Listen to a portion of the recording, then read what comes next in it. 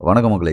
Netflixல release ஆயிருக்க "தி Beast" எனும் web series எப்படி இருக்குன்னு பார்த்துடலாம். இந்த சீரிஸோட கதைக்களம் என்ன அப்படின்னா, ஹீரோயின் வந்து ஒரு பிரபலமான ரைட்டரு.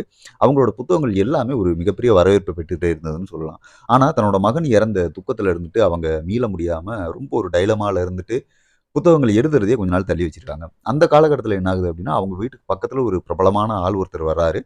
அவரு யாரு அப்படின்னா, ஒரு சர்ச்சைக்குரிய ஆளும் கூட. தன்னோட மனைவிய கொன்னுட்டு அவரு மறைச்சு வச்சுட்டாரு. மனைவியோட பாடி கூட கிடைக்கல அப்படிங்கிற ஒரு மிகப்பெரிய சர்ச்சையில சிக்குன ஆளு. இவங்க வீட்டு பக்கத்துல குடி வராரு.